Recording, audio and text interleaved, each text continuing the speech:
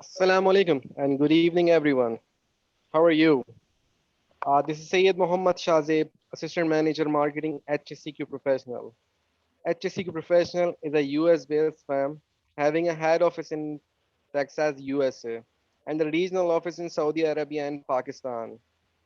We are a well known company in the field of training, consultancy, and other technical services throughout the globe. A very warm welcome to all of you in this webinar, which is ISO documentation.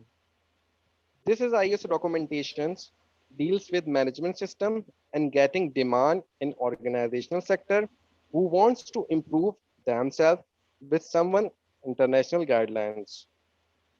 You can write your questions on YouTube chat column or WhatsApp group during the webinar, and we will note down and ask the trainer at the end of the webinar.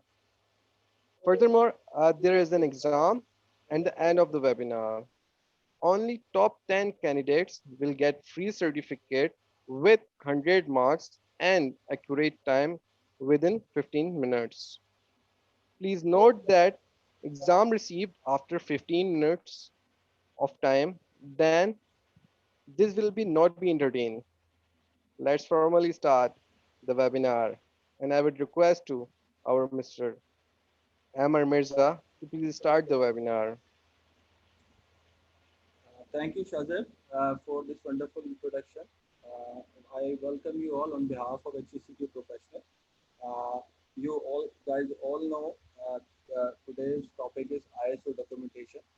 So today we will learn that in ISO documentation, what are the basic requirements, what are the tips and tricks that you should guys should know while implementing or maintaining or developing any document related to ISO. First of all, I will give a brief introduction without wasting much time.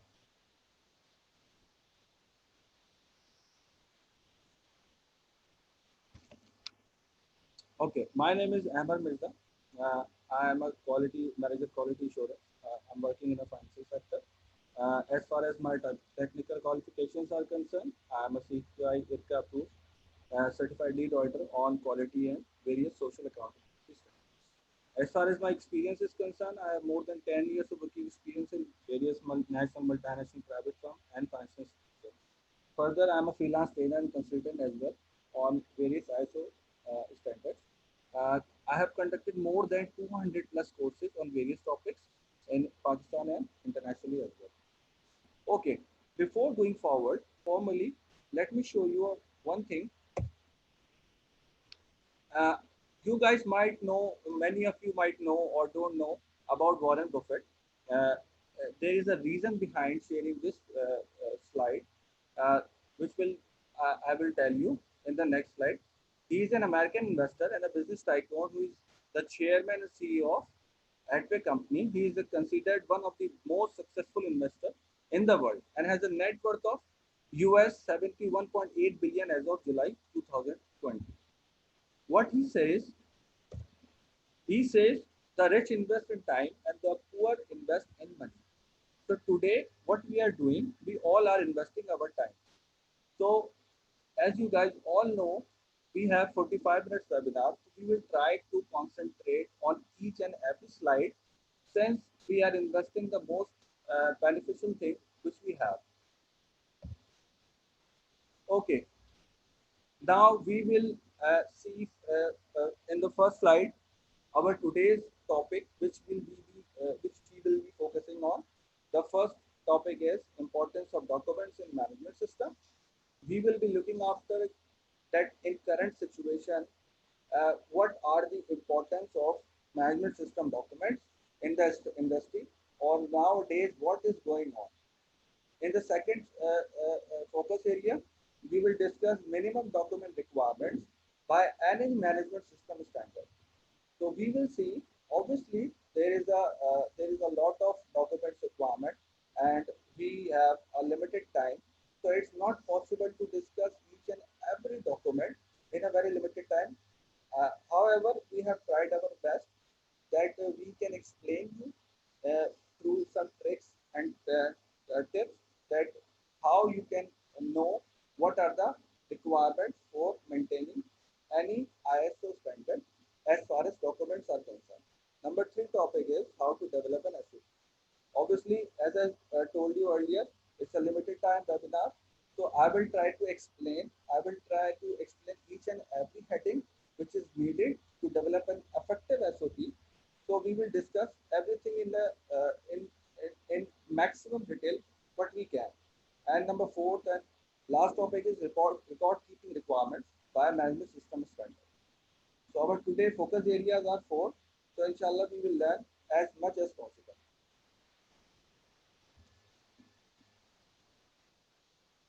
Maybe you guys don't know what are the value of documents in an organization. People say assets, documents considered as an asset for any organization because people join organization and leave organization, but documents remain same within the industry.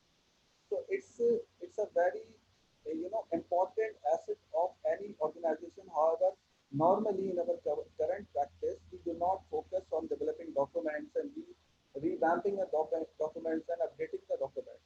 So people don't focus the value of documents. However, uh, most organizations who know the value, real value of documents, they develop, they revise, they update the documents and records. What are the benefits? Core benefits. Who in the industries who have developed these documents? So what they get in return? First thing, when any organization develop documents for any process, uh, they decrease dependability. You know, in normal organization, what we do, even if I take my example, if I join a company, so I find a person who knows everything. So I get dependent to him. Whenever I get, whenever I want to know something, so I go to that person and ask him about the process. However, if the organization develop the documents, updated, so it decrease the dependability of the human. So you directly go to the document and view the process nitty-gritty. Further, it helps the management for decision making. It helps the organization for decision making. If they have the results of, for example, uh, voice is not clear. Okay, I'm getting the comment that voice is not clear.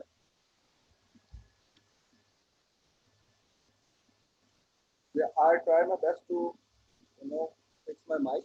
Okay, now almost I have done. Let's begin again. Actually. So for top management, it is necessary to have the information on any documented information. So they take decisions accordingly. Third, the most important thing and one of the benefit of ISO, which is uniformity. If you update or if you develop any document for any process, it brings uniformity in your process. Okay. The fourth one is fulfill record keeping requirements. Obviously, any organization in any country has some contractual requirements, some regulatory requirements, some standard requirements, customer requirements. So if your documentation system is strong and you are maintaining the documents or you are fulfilling the requirements of the management system standard, so it obviously automatically fulfill the record keeping requirements of any contractually obligation. Last but not the least, evidence of process execution. In any management system, they require the evidence of process execution, that how you done this process. These are the most and core benefits of having a document in any organization. However, there are a lot of more benefits which can be easily accessible. You can even Google out, so you can find more benefits of having a document. Okay, now we are on our second topic, which is minimum documents required by any management system standard. As I told you earlier, that it is not possible to mention each and every document in a single slide or in a minimum time to share with you that how many documents you have to prepare. But very smartly, we have managed it in three columns. If you understand these three columns, it will be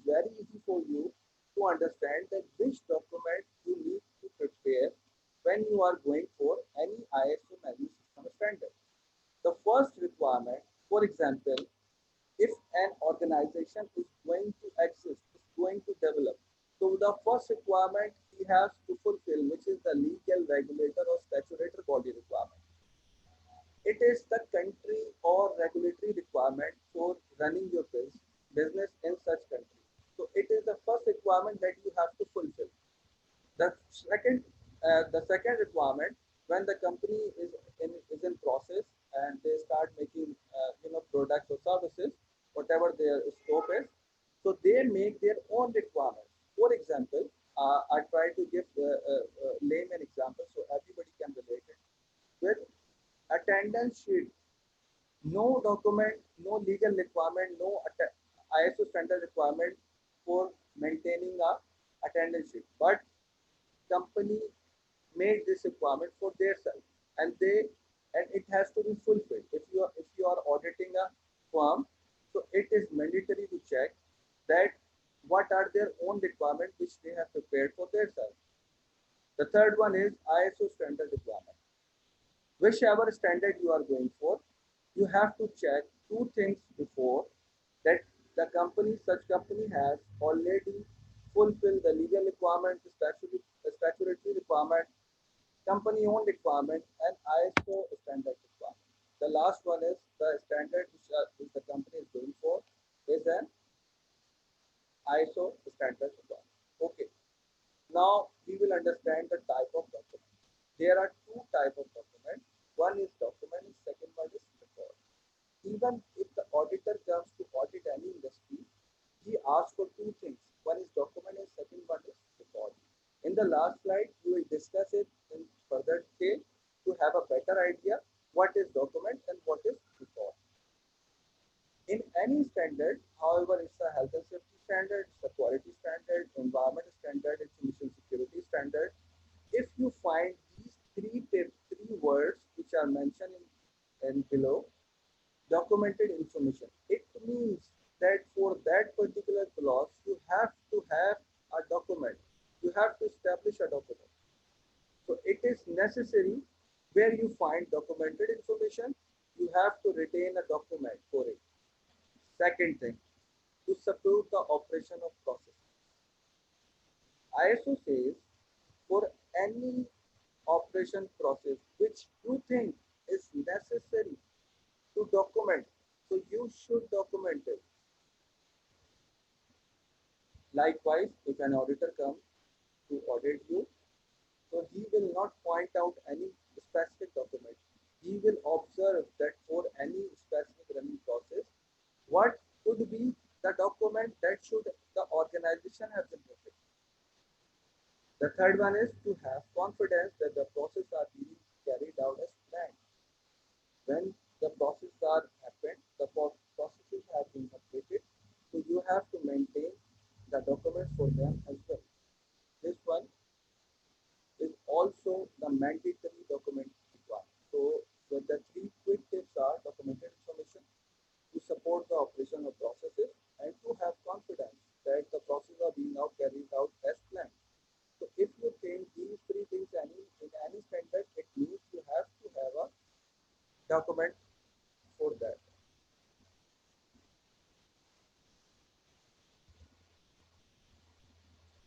Okay, the most important, uh, when you realize what you have to prepare, when you realize what documents requirement are. Now the turn is how you develop an SOP.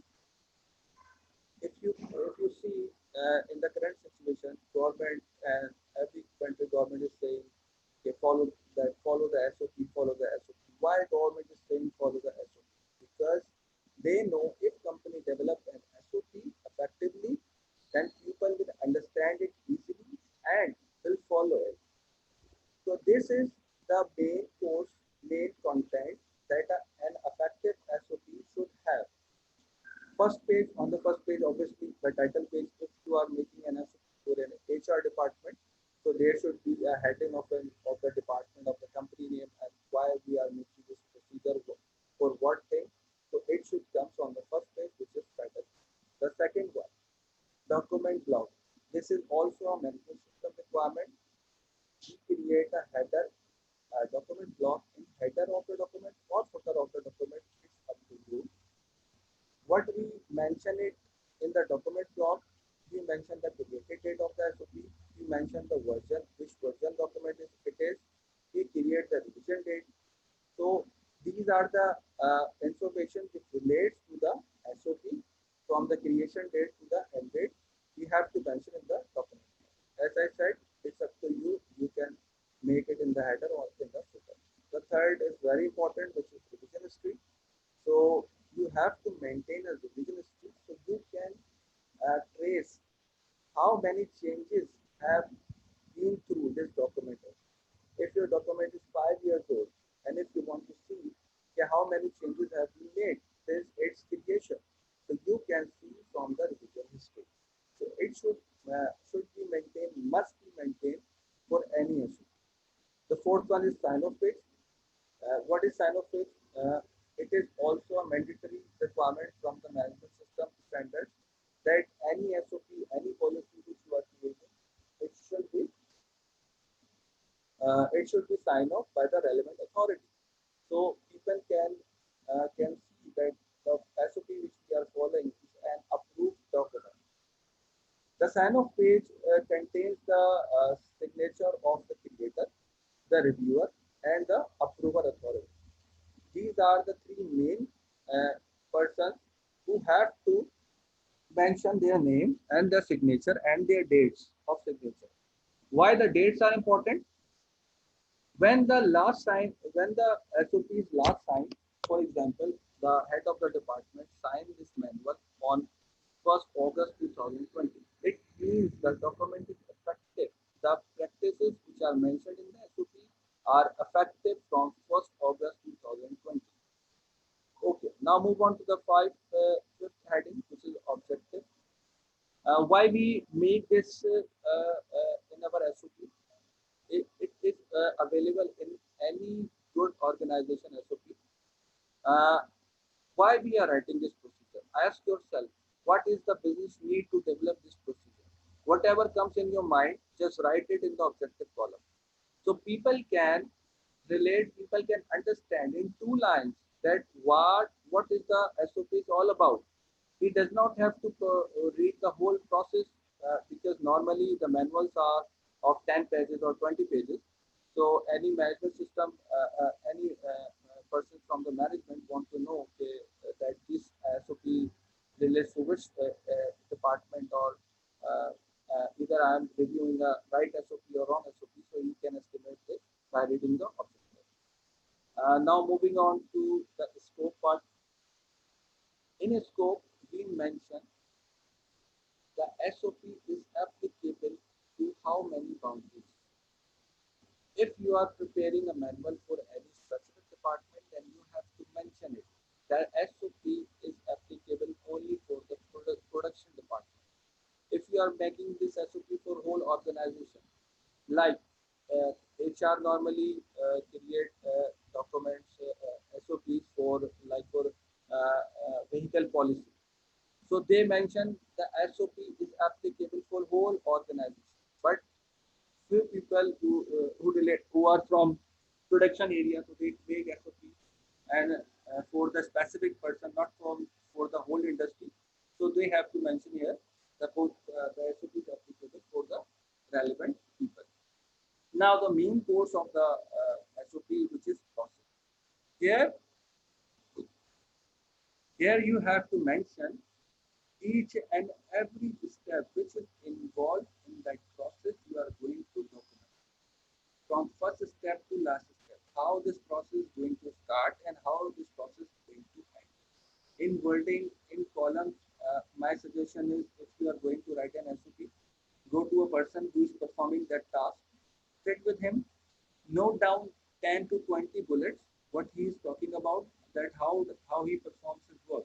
Then come to your laptop and start typing the process and paste it in the body of the document. Now, uh, the most favorite process flowchart. Not every industry make process flowchart for their processes, but again, it's a very best practice. It saves time in the audit as well. If an auditor is reviewing the can show him the process flow chart. So he will have an idea that how the process is going on and how you document it in the form of manual or SOP. So process flow chart is also very good. If people want to draw it, Microsoft Visio is the official software for this. You can draw the process flow chart there. Okay, now list of documents. You have to mention from this SOP or manual how many records have to be produced from this SOP. For example,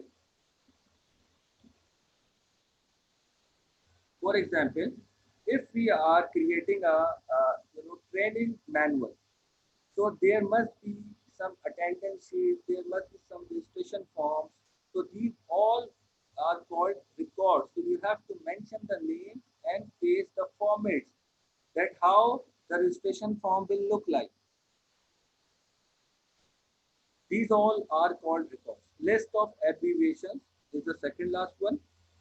This is also a part of an effective SOP. If you use the jargons in your SOP, like if you use ISO and not everyone knows what is ISO stands for, so you have to make a chart here in list of abbreviations and mention each and every jargon we use in the SOP or manual and write the full form as well. So a reviewer or reader can have an idea that what is the meaning or full form of the jargons we use in the SOP. The last one is annexures.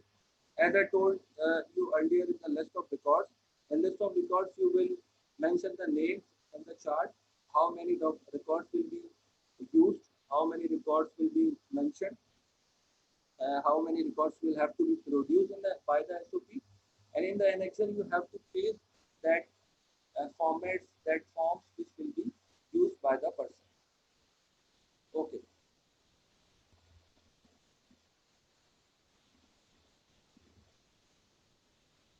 Uh, maybe we might be going a little fast, or you have some questions.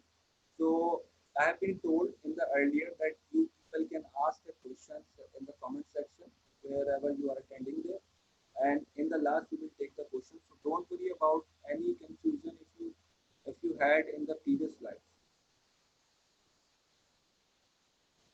The fourth one,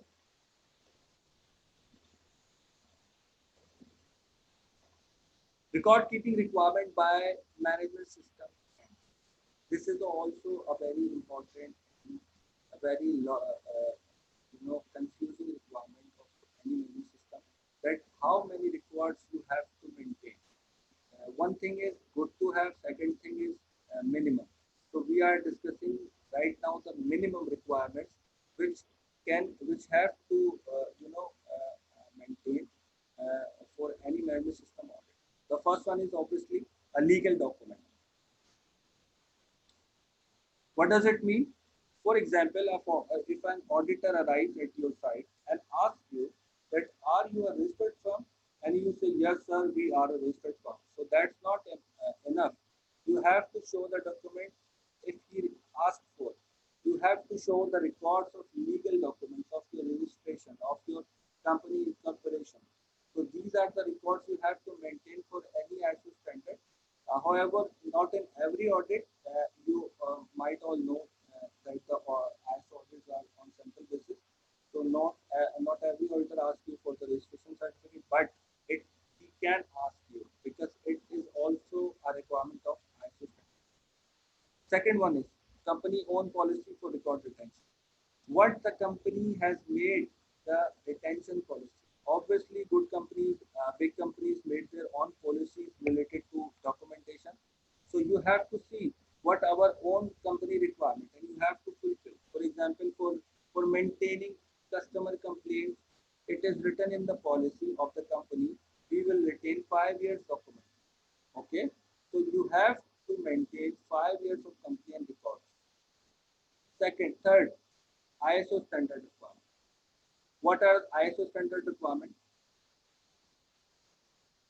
Documented information required by this international standard and documented information determined by the organization as being necessary for the effectiveness of the quality management system. What does it mean? every standard, especially in ISO 9001, it is written down in every clause that for what documents, what records you have to retain against the clause. Second, standard allow you and ask you that what you think it is necessary to retain the documents which will affect the quality management system. So it is up to you as well. Definitely, you have to maintain where the standard has written that you have to, retain the document. For example, training records, competency records, calibration records. The standard is asking himself itself that you have to maintain it. But there are records are also being asked during the audit, which auditor observed that it is being necessary for your organization. Okay, now every organization have a different record retention policy. It will be based on their own requirement, legal requirement, and customer requirement. There are also customer requirements which ask you for record retention. For example, in information security, the customer who saves his data, his customer data in your server, so customer requirement as well that he can ask you to save his data for 10 years or whatever he asks for. In many cases, ISO standards, there will be no guideline for record retention. In many standards, there is no requirement, no specific requirement that for how many years you have to maintain. The organization has to use common sense, identify the risk related to these type of record, and define the retention policy. What the standard is saying? Standard is saying use your common sense, identify the risk related to the document, and then make your retention policy. As I told you earlier, that we will discuss in detail what are the difference between documents and records. Maybe documents and records may sound similar, but there is a big difference between these two. All documents, all records are documents, but not all documents are. What does it mean?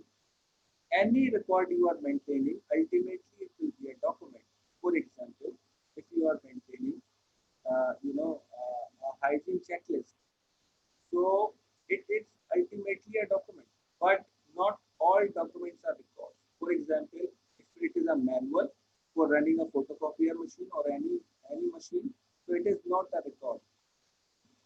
Second difference: documents are created when created what needs to be done, and records are created when something is done and record is done. Documents are created when you have to make people understand that how this process will work, and records are being generated when the process is done. You have to retain the document as the evidence. The third thing is documents can be revised and changed. This is very important. Any document can be revised and changed, but records don't change.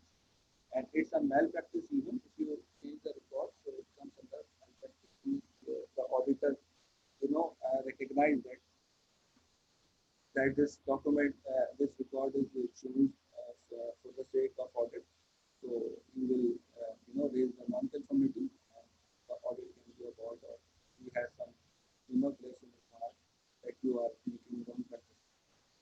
So this was the, an idea of how the documents are requirement are by the management system, and even if you are not ISO certified, then how you can develop a document system, and what are the more, importance of documents.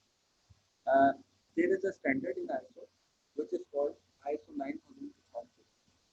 People say it is the toughest standard, and also it is the easiest standard. Why? Because if organization or individuals learn or implement this standard, they know almost all the document related requirement for other management systems as well. If you want to know the requirements of documents from from every standard, so ISO 9000 comes legal approach is the crust of learn every aspect because definitely it's a 5 days course, so people can learn and discuss in detail everything. So if you want to be a master of documents, so I prefer must go for lead auditor certification, and there is upcoming course in 20 from 23rd to 30th August 2020, and it is on the discounted fee offer because I can see the fees which is mentioned by HSCQ. It is very low. I have done this in very high fees. Obviously, due to pandemic, the fees is very low. So people should take benefit and who have interest in implementing management system or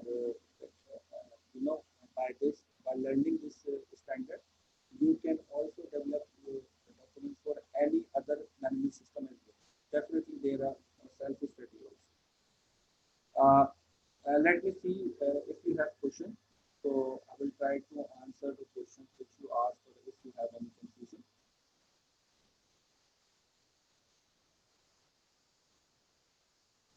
Okay, I would request Shadip to continue the session from here. Thank you so much, Mr. Aman Mirza. Thank you so much for attending this webinar and taking the interest. Now it's time to ask your question with the trainer. You can write your question on YouTube chat column on WhatsApp group. During the webinar, he will be asked any question regarding the presentations or the ISO documentation. Please ask the questions and write your questions and YouTube chat column.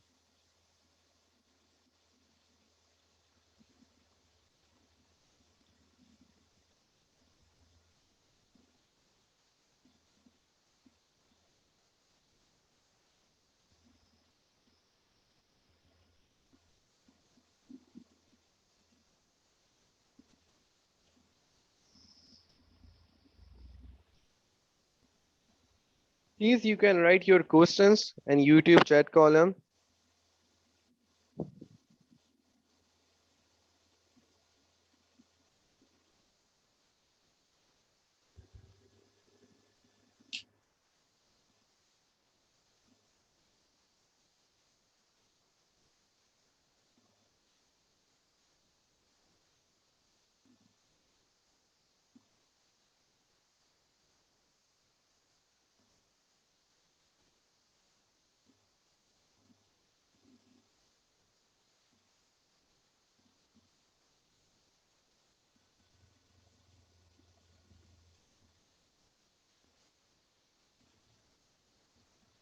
Okay, I think I have few questions.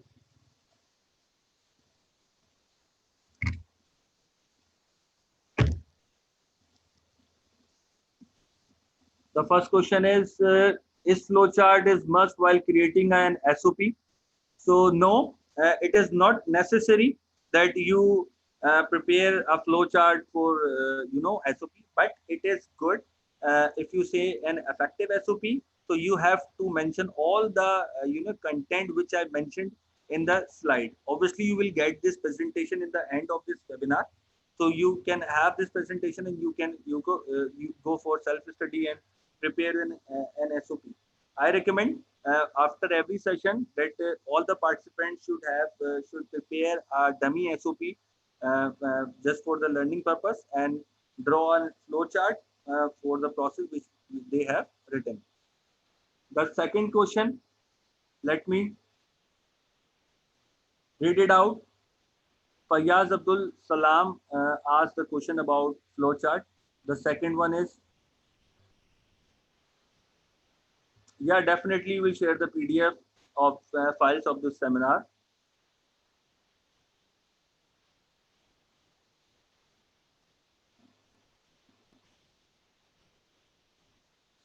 If you go to the clause of 7.7 clause of ISO 9001, so it mentioned the documented information which is required by the standard. Uh, Fayaz is asking which section is mandatory and which is not.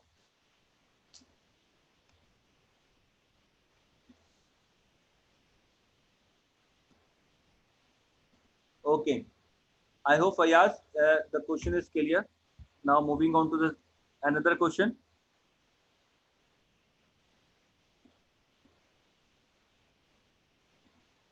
Look, let me clear this once again. If you are going for any international standard, so you must have to comply the specific standard requirement related to the document. So it will you will find it there on the standard as international standard that what specific requirements are. But I told you the effective and overall SOP, that what an effective SOP contains. For specific, you can refer the standard.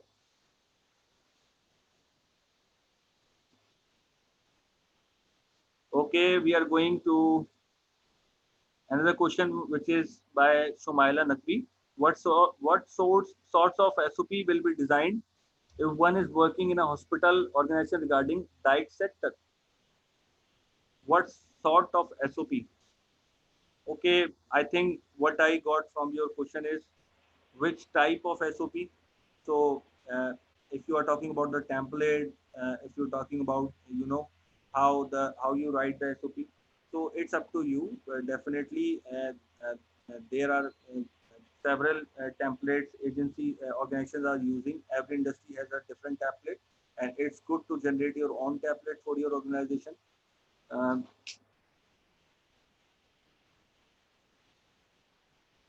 okay.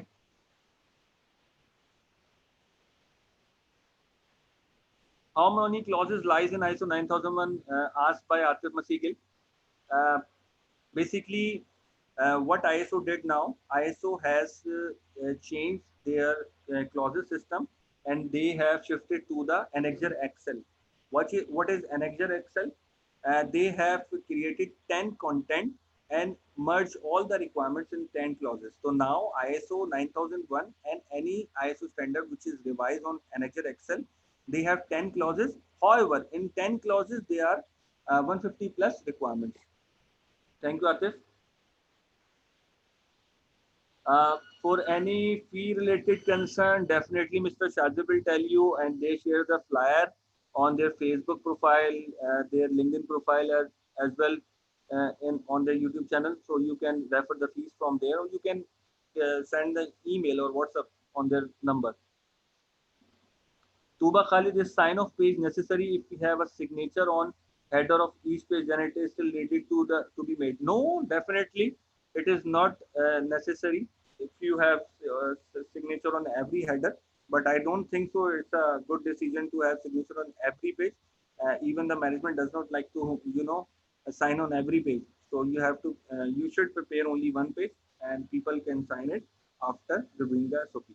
I think the time is over and we have to finish this webinar. I personally thank you, and my apologies if you guys have voice issues during the webinar. I hope you guys have invested your time and learned a lot. Thank you so much. Thank you so much, Mr. Amr Mirza. Now, thank you everyone for attending the webinar. We will now be sharing the exam link in the webinar group. You will have 15 minutes to solve this exam and submit. Only top 10 candidates will get free certificate with 100 marks and accurate time within a 15 minute. If you will if you will get 50% and above in exam, so you can get the certificate of attendance with a minimum payment for USD $15. Good luck for your exam and see you next week. See you next webinar training. Please provide your feedback on our Facebook page, and don't forget to subscribe to our YouTube channel for more informative resource. Good night.